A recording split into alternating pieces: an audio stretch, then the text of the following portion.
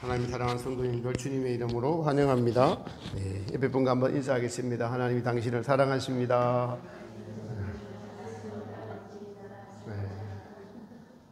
우리 이옥수 근사님, 부군 되시는 우리 유정 집사님 특별히 환영합니다.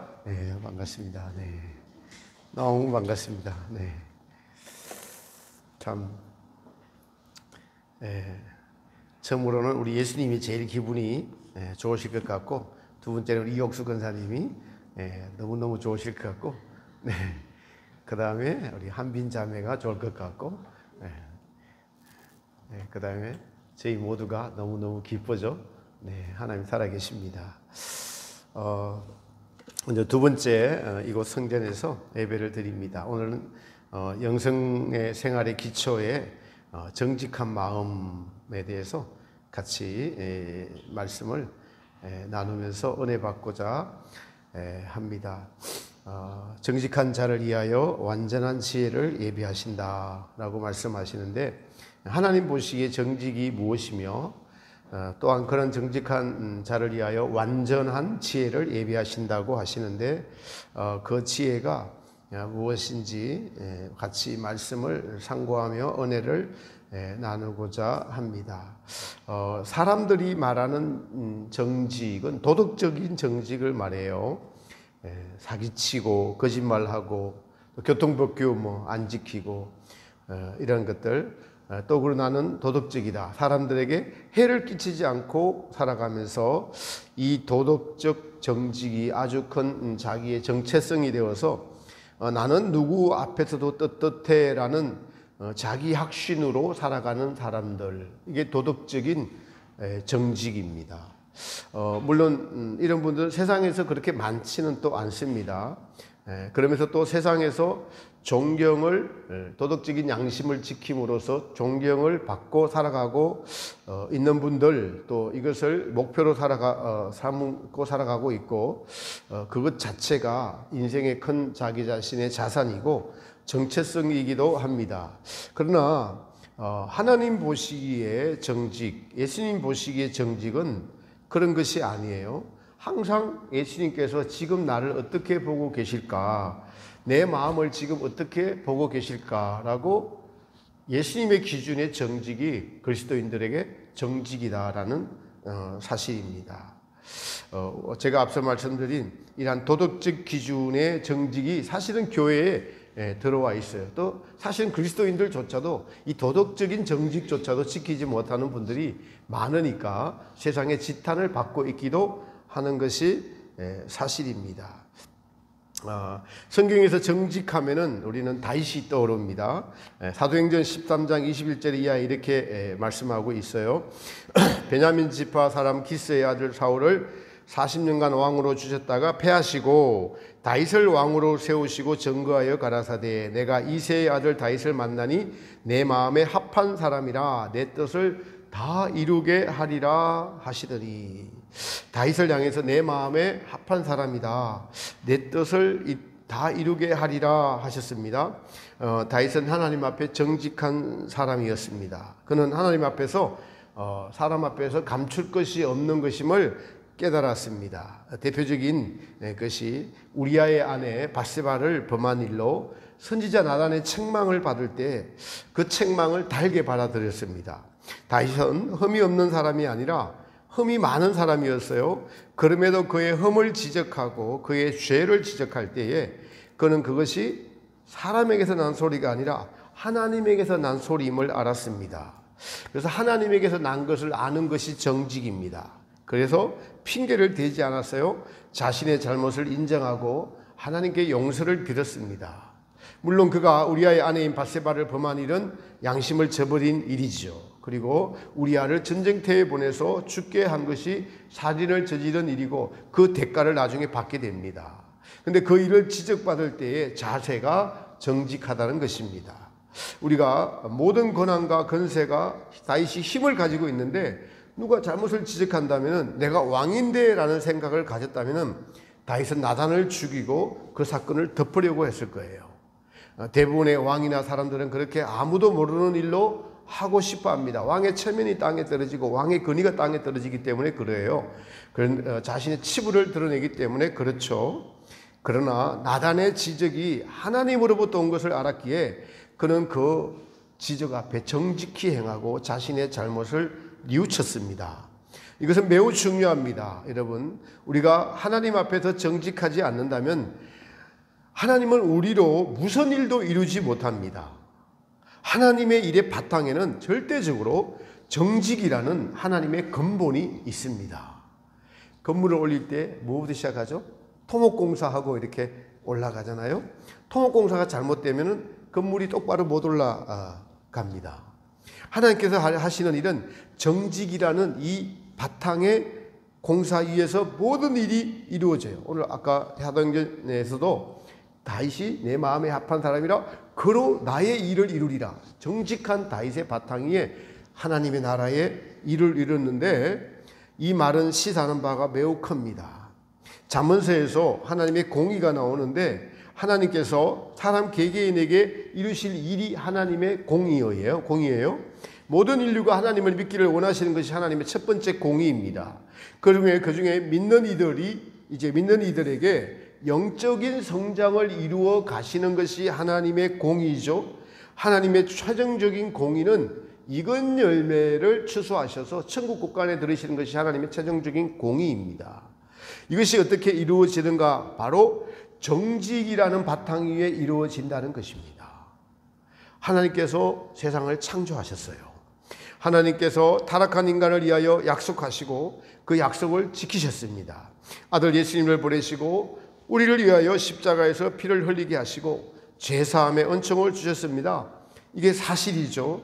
이 사실을 믿는 것이 믿음이고 이 믿음은 하나님께서 하신 일을 믿는 것이고 또 성경에 기록된 하나님의 약속이 반드시 이루어질 줄 믿는 것이 정직한 마음이 아니면 안 믿어져요. 정직한 마음이 되어야 믿어집니다. 그러므로 정직한 믿음은 반드시 성령의 빛비춤을 받고 성령의 이끌림을 받게 되어 있습니다.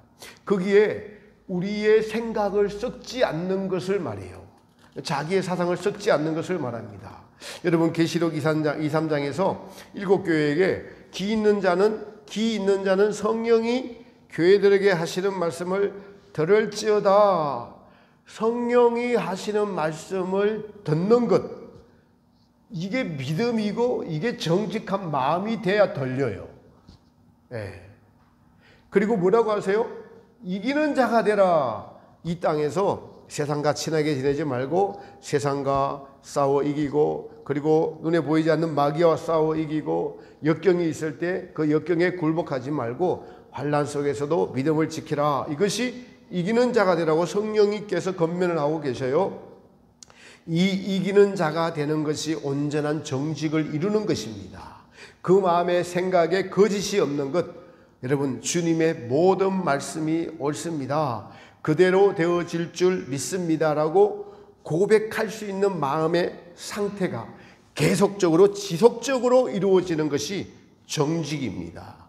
근데 많은 그리스도인들이 정직한가요? 네. 먼저 도덕적으로도 정직하지 못하는 형편이죠. 그리고 더욱 이제 하나님의 말씀 앞에 정직한가요? 네, 정직하지 못합니다. 근데 여기서 중요한 것이 우리는 연약한 자이니 주님은 우리의 연약한 자임을 아십니다. 정직하지 못한 우리의 마음을 아세요.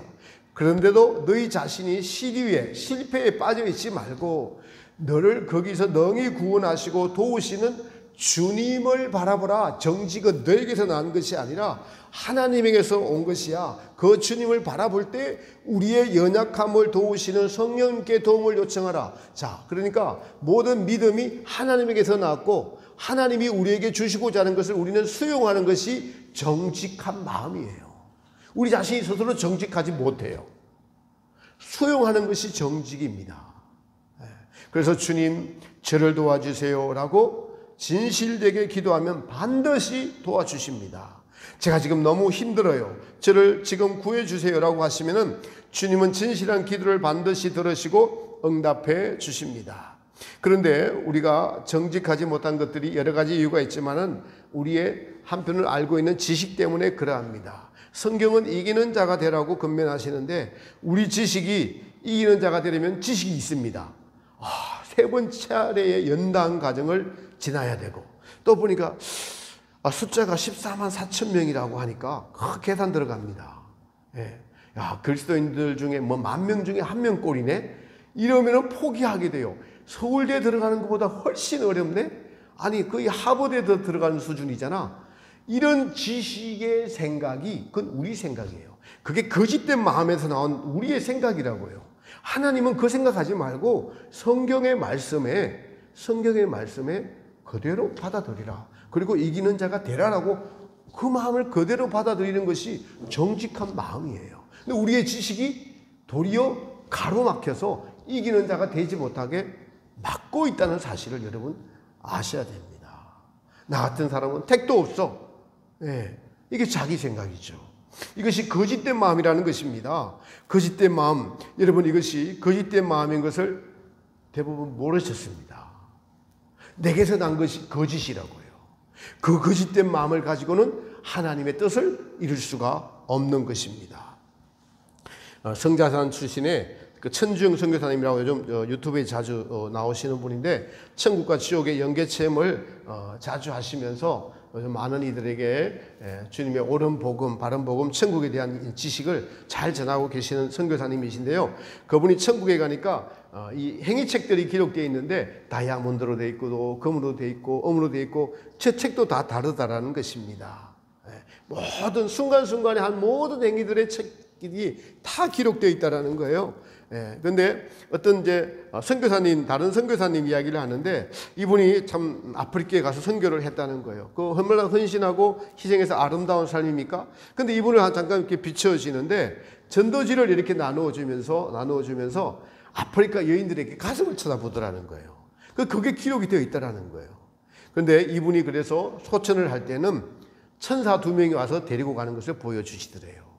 근데 또 다른 한 분은 이제 국내에 있던 어떤 성도님이에요. 목사님도 아니고 성도님인데, 이분은 순간순간 예수님과 동행하려고 한 분이고, 실제로 날마다 삶 속에서 예수님과 동행하며 살아간 성도라는 거예요. 예수님과 동행하며 하는 모든 일들이 기록이 되어 있는데, 휴지 하나 줍는 거, 이웃에게 인사 하나 제대로 한 거, 여기 의집사님 오랜만에 오시니까 탁건사님이 맨발 벗은으로 바람 불고 나가듯이 가서 막 끌어안고 기쁘게 한 것이 다 기록이 되어 있다라는 거예요. 네. 늘 시간이 있으면은 기도하고, 꼭 기도 시간이 아니라 그냥 다른 일이 없을 때 기도하고, 이거 다 기록되어 있다는 거예요. 생각으로 하고 행위로 한 거. 그리고 TV 보다가도 뉴스에 아프리카 이야기 나오고 전쟁 이야기 나오면 그 가난한 사람들이 있으면은 그들을 위해서 화살 기도 날려주고, 누가 떠오르면은 기도해주고, 이게 예수님과 동행하는 정직한 삶이라는 것입니다. 근데 이분이 이제 돌아가게 되셨는데, 보니까 이분은 예수님이 직접 데리러 오셨대요. 할렐루야. 여러분들 돌아가실 때 예수님이 다 직접 데리러 오시는 축복 받으시기 바랍니다. 예.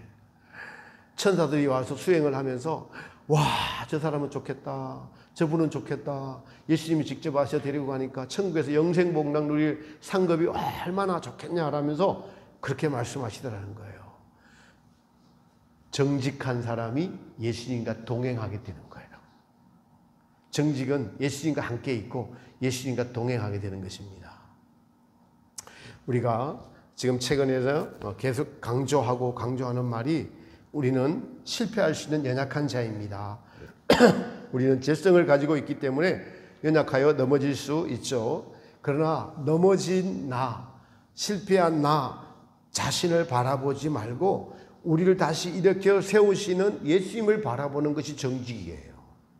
자신을 바라보고 자신을 믿는 것이 거짓된 거예요. 예수님을 바라보고 예수님을 믿는 것이 정직이에요. 여기에 정직과 거짓의 차이가 있어요, 여러분. 믿음은 거짓 없이 난 믿음이에요. 하나님에게서 난 믿음이에요. 그러니까 사람의 행위를 보고 판단하는 것은 거짓된 거예요. 그걸 다 보고 알 수가 없어요. 그래서 우리는 주변에 그런 예수님과 동행하는 사람들과 만나야 되고 사귀어야 되고, 더 나아가서 나 자신이 주님과 동행하는 삶을 살 때 정직한 삶인 것을 알 수가 있습니다. 그러므로 상급도 정직의 바탕 위에 있고 영적 성장도 정직하지 않으면 이루어지지가 못해요. 못합니다. 나는 정직한가? 예수님은 누구를 만나시든 간에 너는 누구냐? 너는 누구며 나는 누구냐라고 예수님은 그렇게 물으세요. 복음서에 보면은 예수님께서 12제자를 부르실 때에 베드로에게 깊은 곳에 가서 그물을 던져라. 베드로가 순종을 하고 나중에 고기를 가득 잡았습니다. 성경은 고기 많이 잡은 것 자체에 의미를 두지 않아요. 고기 많이 잡아서 사람들이 막 놀라더라. 어떻게 이런 일이 벌어졌는가. 여기는 그렇게 의미를 두지 않습니다. 뭐라고? 베드로가 고기를 많이 잡고 난 뒤에 예수님의 앞에 무릎 꿇고 뭐라고 하세요? 나는 죄인이로소이다. 나를 떠나소서. 예수님을 딱 만나면은 자기가 죄인인 거 느껴져요. 예수님으로부터 그 믿음이 우리에게 와서 내가 죄인이라는 것을 느껴지는 것이, 그래서 예수님은 누구시냐? 나는 누구냐? 이것이 정직이에요. 예수님은 누구시고 나는 누구냐? 항상 그 생각을 하는 것이 예수님으로부터 온 정직이라는 것입니다. 예수님을 만난 그 양심에 하나님의 질문이 있습니다. 너는 누구냐라는 질문에 베드로는 나는 죄인이라라는 이 그냥 고백이 나오는 것입니다.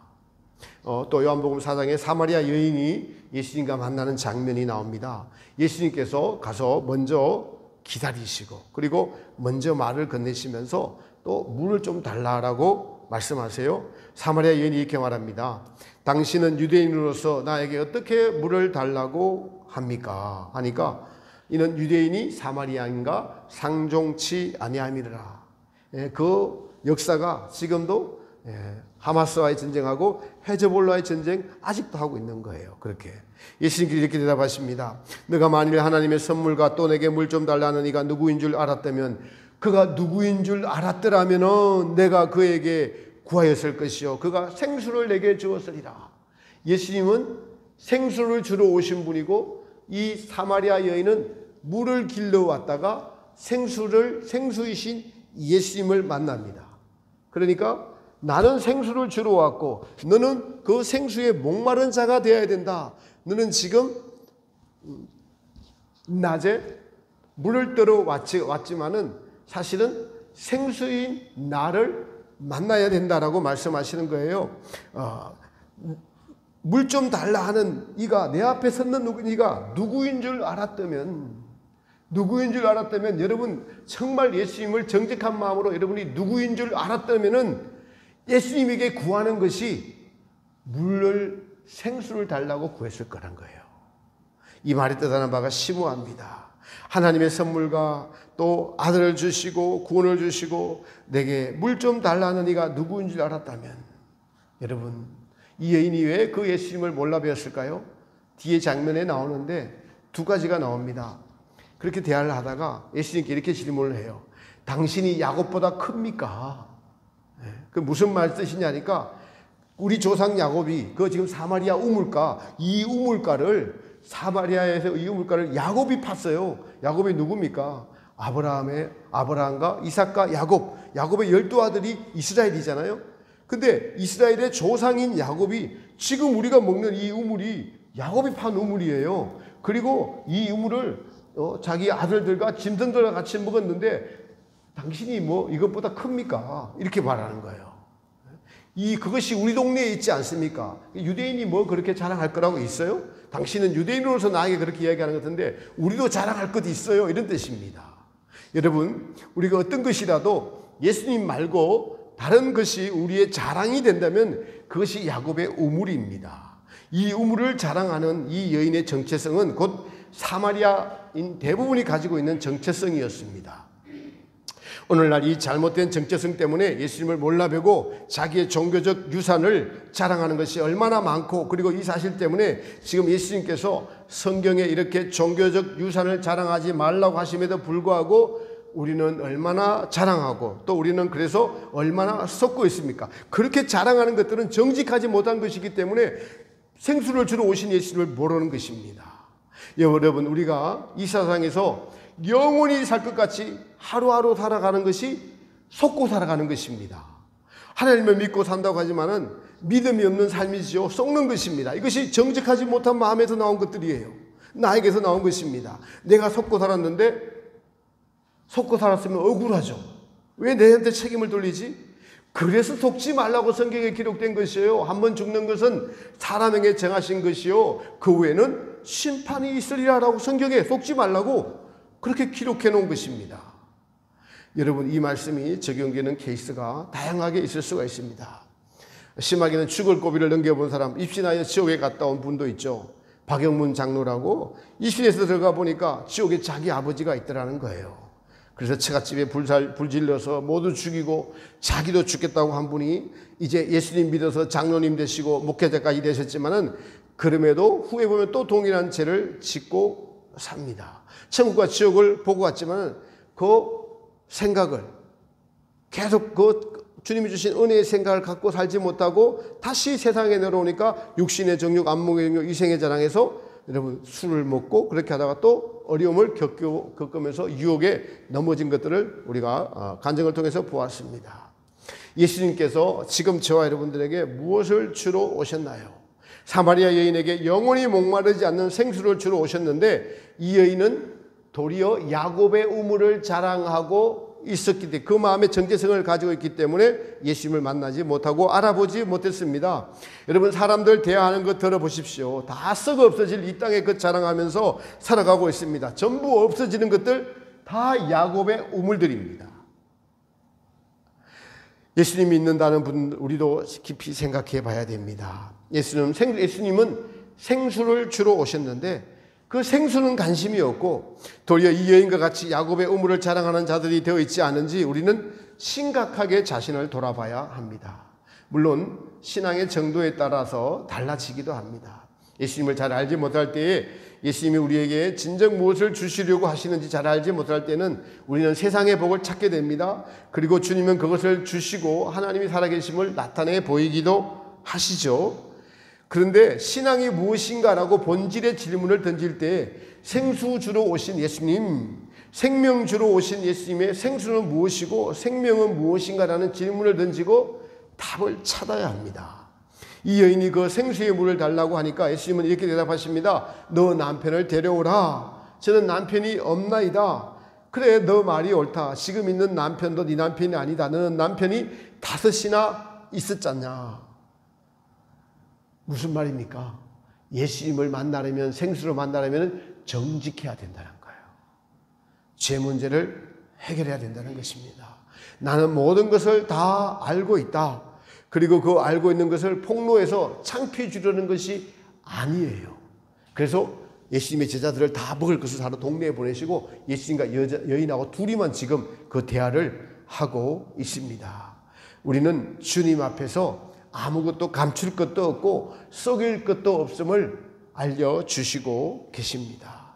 지금 여러분이 추구하고 있는 정말 영적인 것들이 무엇입니까? 예수님을 원합니다. 예수님의 마음을 원합니다. 예수님을 더 깊이 알기 원합니다.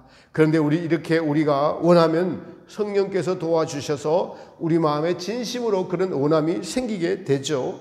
그런 갈망을 성령님께서 주시는데 그것이 정직함으로부터 오는 것입니다. 그리고 계속 정직해야 돼요. 예수님은 정직하지 않으면은 계속 우리와 동행을 하실 수가 없습니다. 여러분이 살다가 예수님의 은혜를 받고 마음이 깨끗해지고 그래서 주님 뜻대로 살다가 뭔가 보면은 예수님이 나와 함께 계시지 않는 것 같아요. 성령의 이끌림을 받지 못해요. 그럴 때는 보면은 우리가 말씀에서 이탈되어 있든지 죄를 범했든지 예수님보다 더 사랑하는 것들이 나타났을 때 마음을 뺏겼다든지 여러 가지 이유 때문에 예수님과 동행하지 못하고 있는 것입니다. 여러분, 성령께서 우리와 동행하지 않으시면 우리는 고민에 빠지게 되고 근심에 빠지게 되고 또 두려움이 찾아오고 믿음에서 이탈되는 자신의 연약함이 발견됩니다. 왜냐하면 예수님은 성령님은 정직하시기 때문에 그렇습니다. 이 여인에게 가서 내 남편을 불러오라고 하실 때 이 여인이 큰일 났네, 나 다 들통났네 라는 자신의 생각에 사로잡혀 있었다면 자신을 주목하고 있는 거예요. 그런데 예수님은 그 여인에게 자신을 주목하지 말고 너가 하나님의 선물이 내가 누구인 줄 알았다면, 생수를 주려고 하는 내가 누구인 줄 알았다면 나를 주목하라는 거예요. 예수님을 계속 주목하라는 것입니다. 너의 그 환경에 지배받는 삶이 아니라 생수를 얻으려고 생수이신 나를 주목하라고 가르치고 있는 것이에요. 여러분, 진정 예수님이 주시고자 하시는 생수를 바라고 얻고 그 예수님을 주목하며 살아가시기를 축복합니다. 이것이 성경이 우리에게 가르치는 것입니다. 이 진리를 받는 자들의 마음이 정직한 자들이라는 것입니다. 예수님과 동행하는 것이 정직한 거예요. 도덕적인 정직은 그 아래 단계의 세상에서의 윤리이고, 우리가 정직하면 개념이 세상에서의 도덕적인 개념을 가지고 있는데, 성경에서의 정직의 개념은 정직 자체이신 예수님과 동행하는 것이 정직입니다. 이 도덕적인 윤리로 신앙의 기준을 삼아서는 안 되는 것이에요. 안 되는 것입니다. 그렇죠. 여러분, 통합적 총회장께서 이렇게 간음죄를 저질러서 지탄의 대상이 돼가지고 총회도 그냥 인사만 하고 우하면서 물러가라고 해서 그 앞에 서지 못하고 물러갔어요. 그런데 예수님은 여자를 보고 업력을 품는 자도 마음에 간음한 것이니라. 그러니까 우하는 사람은 다 돌 던진 사람들이에요. 너는 마음에 업력 품지 않았냐? 그러니까 세상의 도덕적인 개념으로 총재들이 총회장에게 물러가라고 해서 못 서고 물러갔어요. 그러나 주님은 그들의 마음속에 너는 여자를 보고 업력을 품은 적이 없느냐라고 주님이 질문을 던지시는데, 거기에 합당한 자들이 정직한 자들입니다. 우할 수가 없어요. 내가 간음을 마음으로도 저지르지 않았다면 앞에 서는 사람을 불쌍히 여기는 마음이 있었을 거예요. 이게 정직입니다. 그래서 우리가 이 윤리를 좀 더 잘 지킨다고 믿음이 좀 좋다는 우리의 일반적인 생각이, 그러니까 하나님께 나아가지 못하고 예수님께 나아가지 못하고 있는 우리의 사상이에요. 그것이 걸림돌이 되는 우리의 사상인 걸 여러분 알아야 됩니다. 물론 성숙한 그리스도인들은 이 도덕을 지킵니다. 그러나 성경이 말하는 정직은 예수님의 뜻에 순종하는 믿음, 그 말씀이 내 마음에 받아들입니다. 그리고 순종하기를 원합니다. 우리가 넘어지죠. 대부분 많이 넘어집니다. 여기서 매우 중요한 것이 다시 일어서는 것이에요. 예수님의 마음을 생각해 봅시다. 우리를 구원하러 오셨습니다. 하나님은 그 외아들을 우리를 위해 내어주셨습니다. 정직하면은 예수님의 마음을 알아가게 돼요. 예수님의 마음이 정직하니까. 제가 목회하면서 제게 주시는 미션 중에서 제가 좀 잘 안 되고 어려운 것이 포용하라는 것이었어요. 목사님, 다른 사람들을 포용하는 것을 주님이 원하십니다 라고 할 때에 그 일이 그렇게 쉬운 일이 아니지만은, 예수님을 생각하면 할수록 주님은 이 땅에 오심이 우리를 사랑하셔서 우리를 끌어안으시려고 오셨구나. 그리고 십자가에서 온 인류의 죄를 끌어안으시고 죽으셨구나. 이것이 사랑이고 포용이구나 하는 것을 느낄 때마다 순간적으로 또 나름대로 객관적으로 생각하는 것이 나의 포용하지 못하고 있는 내 생각이었구나. 주님은 포용하는 것이 먼저구나. 이런 생각이 정직의 결과이고, 주님의 마음을 제가 알아가는 제 안에서 성령이 행하시는 일들입니다. 정직은 하나님의 일을 이루게 하시는 기초 중의 기초입니다. 정직하지 않고서는 하나님의 뜻을 이룰 수가 없습니다. 행함은 우리가 정직하려고 하면 당연히 따라오는 것이에요. 그러므로 정직의 기초가 되시는 예수님과의 동행, 성령님과의 동행은 하나님의 일을 이루게 하시는 기초임을 알아야 됩니다. 우리의 믿음이 성장하지 못하는 이유가 바로 거짓된 자기의 마음을 믿고 스스로 타협하는 것입니다. 그것이 타락한 거짓이라는 것을 알아야 됩니다. 마귀는 눈으로 보이는 도덕적인 것으로만 성도들끼리 판단하게 해서 하나님이 이루시고자 하는 정직을 보지 못하게 하고, 그래서 하나님의 일을 이루지 못하게 하는 마귀의 고도의 전략이 있어요. 몇 주 전에 에레미야 기도원 원장님께서 2주 전쯤에요, 자기의 두 번째 연단 과정에서 간증을 하는데 모든 사람 앞에서 자기의 그 엄난한 치부를 드러내시는 것을 보고 저는 마음에 엄청 은혜 받았어요. 요한복음 8장이 그 앞에서 펼쳐지는 것 같더라고요. 가늠한 여인이 예수님 앞에 섰을 때 그 기분 가지고 왜 그렇게까지 해야 되나, 누구도 그렇게 하고 싶지 않은데 주님이 그걸 하기를 원하시니까 그렇게 했다고 하는 것을 보고 정말 은혜를 받았습니다. 여러분, 정직하십시오. 여러분을 진짜로 판단하실 분은 주님이에요. 여러분을 가장 사랑하시는 분도 주님이십니다. 그분이 상 주시는 분이시고 그분이 우리를 구원하시는 분이십니다. 시편 19편에서도 보면 여호와의 교훈은 정직하여 마음을 기쁘게 한다라고 말씀하고 있죠. 여호와의 모든 교훈은 정직합니다. 하나님이 눈에 보이는 모든 것을 만드셨어요. 우리를 사랑하셔서 그 아들 예수님을 내어주셨어요. 그러므로 우리가 이 사실을 믿고 또 그분과 동행할 때 우리의 마음에 늘 기쁨이 있는데 그 기쁨이 하나님으로부터 오는 기쁨인 것입니다.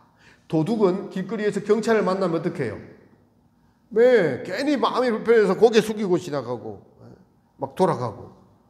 우리가 죄 가운데 있을 때 예수님을 뵐 면목이 없기 때문에 마음이 불편한 거예요. 그러니 그분의 말씀을 듣고 지키면서 그분과 동행하면 하나님의 임재가 있고 우리 마음은 그래서 기쁨 가운데 평강 가운데 행할 수가 있습니다. 그러나 내가 주인이 되어서 인생의 모든 일들을 해결하려고 할 때는 우리는 그 일이 실패하면 괴롭고 두렵고 불안합니다. 한편으로는 그 일을 자기의 노력으로 해결했을 때 오는 기쁨도 있는데 그것은 자기에게서 난 기쁨이에요. 근데 그 기쁨은 자기 성취감에서 난 기쁨이기 때문에 영원하지 못합니다. 자기보다 더 많이 이런 사람을 보면 질투가 납니다. 어떤 시합을 하는데 축구 시합이나 탁구 시합이 나는데 내가 2등을 했으면은 2등을 했어도 좀 좋긴 좋은데 1등 하고 싶은 마음이 또 생겨요. 질투가 생깁니다. 자기보다 못난 사람을 보면은 등수 못한 사람을 보면은 또 교만함을 느껴요.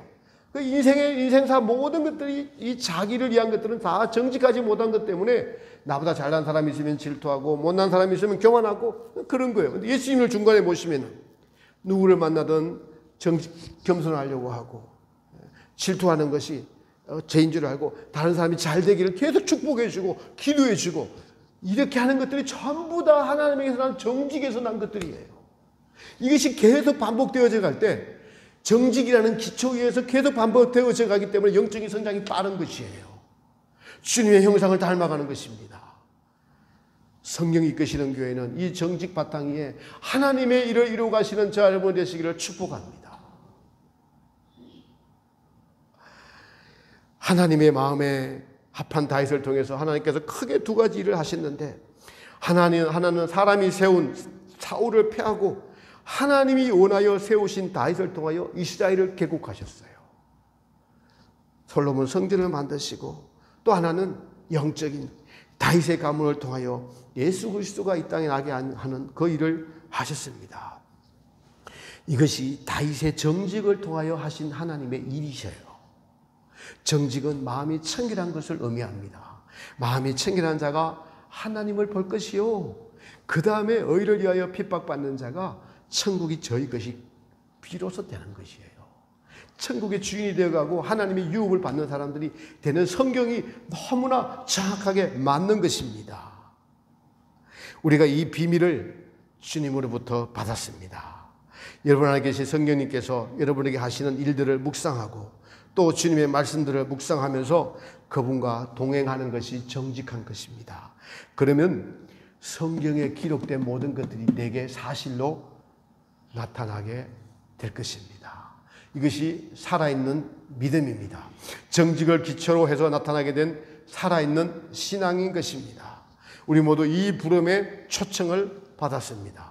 날마다 정직한 영혼이 되셔서 어린 양이 어디로 인도하든지 따라가는 익은 열매를 향해 나아가는 자 여러분 모두가 되시기를 예수님의 이름으로 축복합니다. 네.